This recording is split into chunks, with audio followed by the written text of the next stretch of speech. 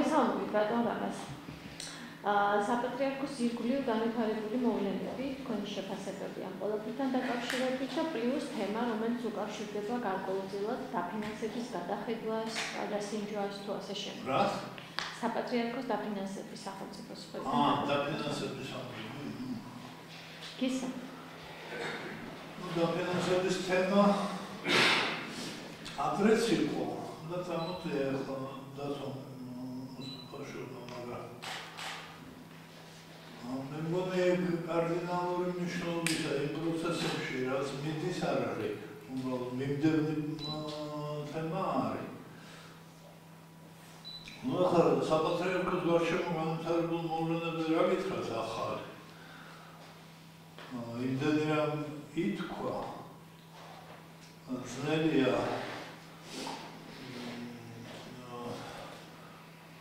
ჩაერთო ამ იმაში,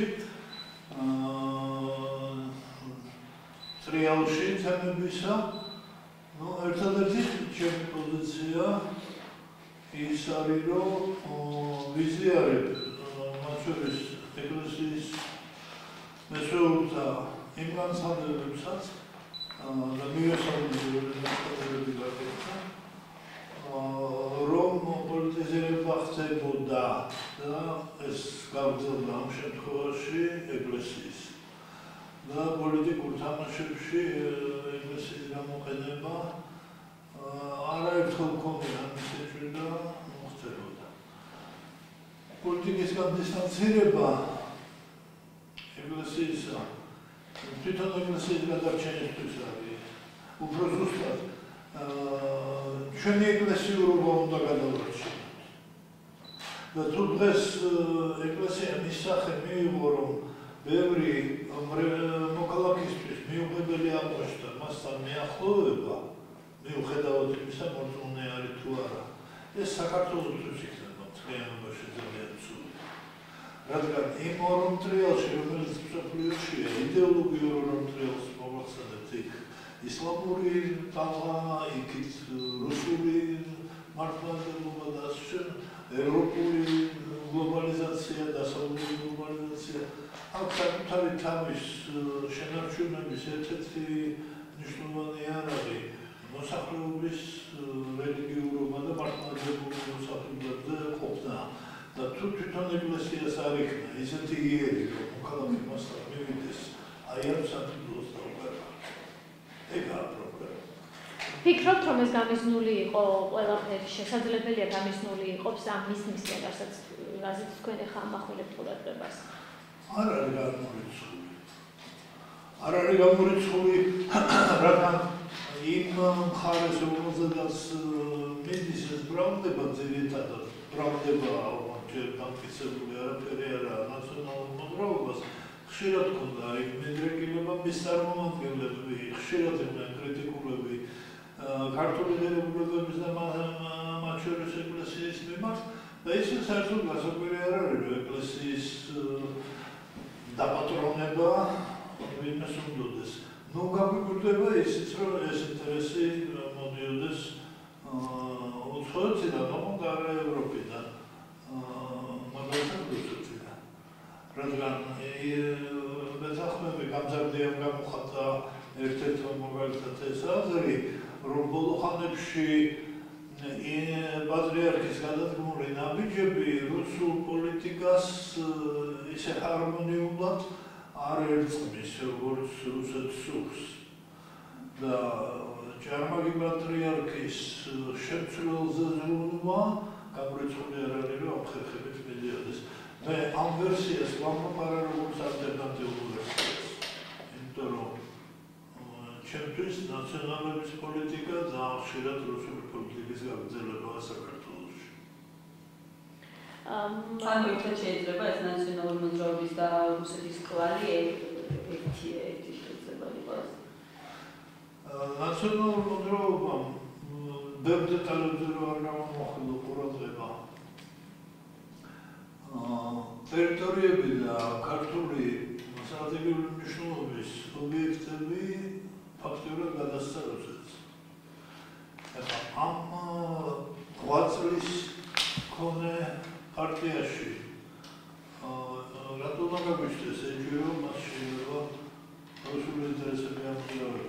იქ ბევრი დეტალია, რომელიც ამერს ასაბუთებს. და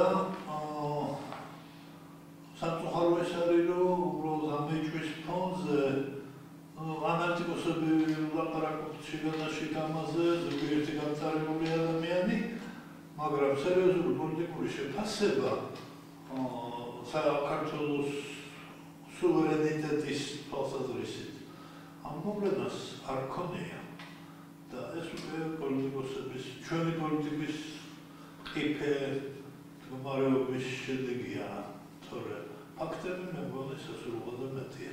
მათ შორის საპატრიარქოში მიმდინარე პროცესები. და კიდევ ერთ დავუმატებდი. ახლა ძალიან წინაპრებზე წამოიწია იმ თემამ პატრიარქი თუ სხვა. ფაქტია, რომ ეს სხვა და განსაკუთრებით აქცენტი გააკეთეს ქალბატონ შორენაზე. ადამიანზე ალბათ ქალბატონ შორენა ამაზე უნდა იყოს. იმიტომ რომ სასიკვდილო გაქცერო იმის გამო რომ ერთგული ხარ, ეს დიდი დამსახურებაა. რადგან თუ შორენაზე, ქალბატონ შორენაზე იყო შეტევა, ეს რა თქმა უნდა შეტევა იყო იმისთვის, რომ დასუსტებულიყო პატრიარქი. თავი რომ დავანებოთ იმას, რომ ყველა სიკვდილი დანაშაულია და მოგწინება სუბუქიდან მძიმე არ არსებობს. მაგრამ ის რომ პატრიარქი და რამდენადაც მე ვიცი, იქ არ არის ერთ პირზე ლაპარაკი.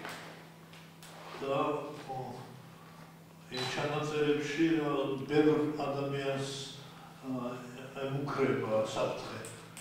და ძირითადად ემუქრება მათ პატრიარქის გარშემო და მისი დამცველები და მისი პოლიტიკის გამყარებლები არიან. ისე რომ ფაქტიურად პატრიარქის და საპატრიარქოს ძირითადი ხაზის წინააღმდეგ შეთქმულების იერია ჯერჯერობით ამ სურათს. ღმერთმა ხნას რომ ყველა ისინი, ვისაც ასეთი ეჭვი გვწდებოდეთ, ღმერთმა ხნას რომ სურათი აღმოჩნდეს უფრო მშვიდობიანი, მაგრამ ძალიან საეჭვოა ციანის სიგალის მქონე ადამიანებს მშვიდობიანი განზრახვა ქონოდეთ.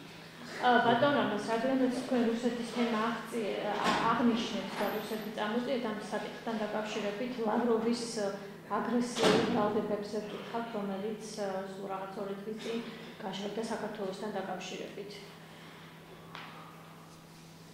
ძალიან საინტერესო მოვლენა. და დიდი ბოდიში რომ გავიღიმე ასეთ სერიოზულ თემაზე. გავიღიმე, იმიტომ რომ გამახსენდა მრავალი წლის წინ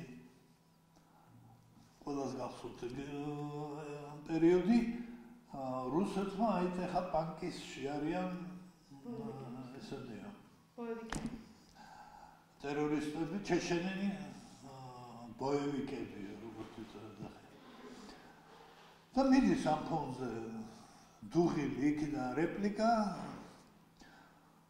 უცბად მხაბურძანია იყო მაშინ მინისტრი უშიშროების ინტერვიუში აცხადებს შაბათ დღეს, რომ არიან ბოევიკები პანკისშიო, რამაც გამოკვირვა, მეც კი რაღაც შეუთანხმებლობაა, მაგრამ ორშაბათის რადიო ინტერვიუში დილას იყო მოგეხსენებათ რადიო ინტერვიუ, შევარდნაძეც აცხადებს, რომ არიან ბოევიკები პანკისშიო. მეც კი რა ხდება? საღამოს უკვე, ორშაბათის საღამო, ამერიკული საჯარის კონსულტანტებს რო ეძახიან ოფიცრების შემადგენლობა ჩამოვიდა საქართველოში, რომ თუ ბოევიკები არიან და ტერორისტები, ტერორიზმი ჩვენი საქმეა და ეს იყო ფაქტიურად პირველი სამხედრო შენაერთი, რომელიც გაჩნდა საქართველოში. ისე რომ საქართველოს რუსეთი თუ შეიძლება არბილად რო ვთქვათ, წამოიკიდა თავისივე ილეთზე. ისინი ცდილობდნენ ამით ჩარევას და საქართველოს ტერიტორიებში შემოსვლას და აი ამ განაცხადზე პირიქით ამერიკელები ჩააყენა ამ განაცხადის საფუძველზე საქართველოს. ეს ხერხი, ეს ილეთი შეიძლება ახლაც იყოს გამოყენებული. რადგან თუ საქართველოს სატრანზიტო ქვეყანაა, როგორც ბატონი ლავროვი მიუთითებს და ალბათ რაღაც რეალობას ეყრდნობა, მაშინ ტერორისტთა ბრძოლის ცენტრის საქმეა ეგ და ამერიკული ძალისხმევა მაშინ საქართველოში უფრო უნდა გაიზარდოს, რომ ამ ტიპის საფრთხეები აშორებული იყოს ნებისმიერი იმ ქვეყნისთვის, რომელსაც ტერორიზმი ემუქრება. და თუ რუსეთი ამბობს, რომ ტერორისტები ებრძვიო, აგერ კიდევ უფრო მეტი ენერგიით აცხადებს იგივეს ამერიკის ახალი პრეზიდენტი და ადმინისტრაცია. ისე რომ თქვას ლავროვმა ბოლომდე თავის სათქმელი და გამორიცხული არ არის, რომ საქართველოს და ამერიკამ საპასუხო მოქმედება ამ სათქმელზე მოახერხა. და ამავე თემას დავუკავშირებთ ცხინვალის რეგიონთან დაკავშირებით რეფერენდუმის თემა. ეგა ოსეთში? დიახ. ნახოთ როგორ გაგრძელდება, რამოდენიმეჯერ ჰქონდა ოსურ მხარეს მაგ ტიპის მცდელობა და რუსეთმა შეაჩერა. ამ შემთხვევაში რა შეიძლება იყოს შემაფერხებელი? რუსული მხარის კულუარული მითითება ოფიციალური შემაფერხებელი იქნება ქუჩა იმოწყალშია და საკუთარი ადმინისტრაციული ორგანოები. რადგან პრინციპში რატომ გონია რომ მაინც რუსეთში რაღაცებს უწევენ ანგარის თვლი და ოდიოზური იქნება გამოაცხადოს ოსეთმა შეერთების ეგ იგივეა ყირიმში რაც მოხდა. უფრო ხანგრძლივი ოკუპაციის ფონზე და ყირიმთან დაკავშირებით ნებათაღელვა მსოფლიოში არ ჩაწყნარებულა და ეხლა ამ ყირიმის ცეცხლზე ოსეთის ნავთი დაასხას რუსეთმა, არ მგონია რომ მისთვის ხელსაყრელი იყოს. ამიტომ რეფერენდუმის თემას მოდი ჯერჯერობით როგორც ფაქტს შევაფასოთ როგორც განზრახვა. მე საინტერესოა რუსეთი როგორ მოიქცევა. იურიდიული შედეგი მოაწყოს რეფერენდუმი გინდა რა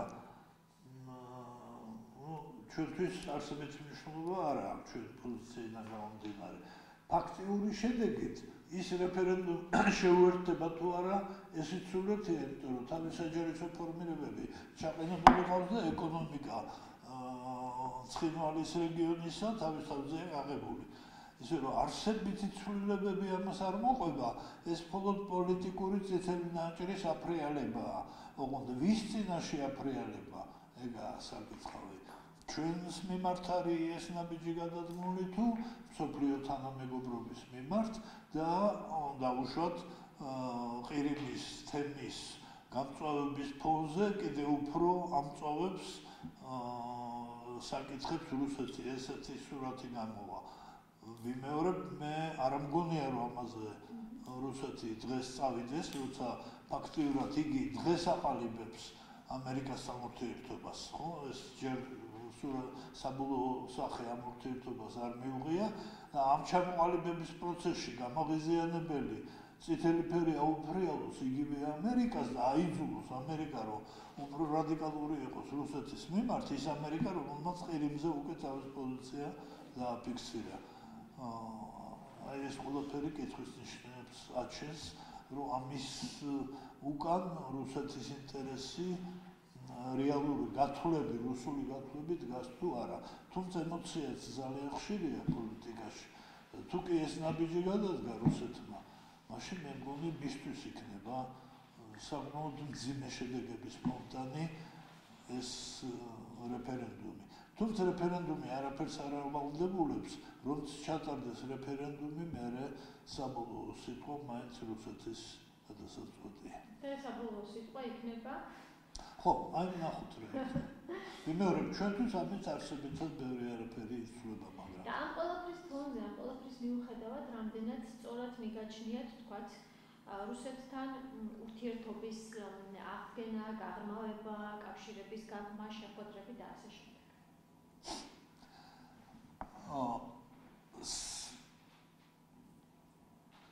მუსულმანებთან თუ ვინმე იბრძოდა ერთ-ერთი საქართველოს ისტორიაში ერთ-ერთი აქტიური ფიგურა იყო ერეკლე მეორე. მას ევროპული მუნდირი ეცვა, ოღონდ თავზე ჩალმაეხურა. რა თქმა უნდა, ეს დიპლომატიური ნაბიჯი იყო, ჩაცმულობა, პიარი. აუცილებელი არ არის იმისთვის, რომ იბრძოლო იმ ფონზე, როცა იბრძვი, აუცილებელი არ არის იგინო. ნაციონალებს ჰქონდათ ეს პოლიტიკა, რომ თავარია სიტყვა იყოს რაც შეიძლება შეურაცხყოფელი, დაუშვათ იგივე რუსეთის მიმართ, ოღონდ საქმით გააკეთა ის, რაც ადრე ახსენეს, ხო, მისცა ტერიტორიები და ობიექტები. ეხლა მე მგონი საწინააღმდეგო ხდება საქმით, ანუ ყველა ტიპის შეხვედრაზე ქართული მხარე თავის პრეტენზიას აფიქსირებს დასავლეთთან, ზედმეტ მოძრაობებს არ აკეთებს, რომ ახალი აგრესია არ გამოიწვიოს, მაგრამ სიტყვით იძახის, რომ კი, უნდა აღდგეს ურთიერთობა, ოღონდ დიპლომატიური მასმერი, რაც ტერიტორიების თემა და ანექსიის თემა გადაწყდება. ანუ პრინციპულობა არ მცირდება და ტექსტის სტილი, ანუ რიტორიკის სტილი აღარ არის აგრესიული. მე მაგალითად მიმაჩნია, რომ ეს რაციონალური პოლიტიკაა და უფრო შედეგიანი შეიძლება არ იყოს იმ მხრივ, რომ რუსეთს ამით ვერ წააქცევ, მაგრამ შედეგიანი შეიძლება იყოს იმ მხრივ, რომ უფრო დიდ უბედურებას არ გამოიწვევ, ვიდრე ის. რუსეთი არის ქვეყანა, რომელიც სიტყვის მიმართ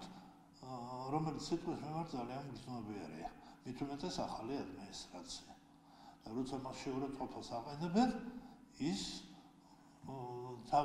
არც შეუძლია თავი შეიკავოს და ვალდებულადაც თulis, რომ რეაქცია მისცეს. ამიტომ ზედმეტი საბაბის მიცემა აგრესიისთვის მე მგონი არ არის აუცილებელი, არ ვარ დანატრებული რუსეთის აგრესიას აგერ გვიდგას ჯარები და პრინციპული პოზიციის გაგრძელება ხედავთ რომ გრძელდება და მისასალმებელია.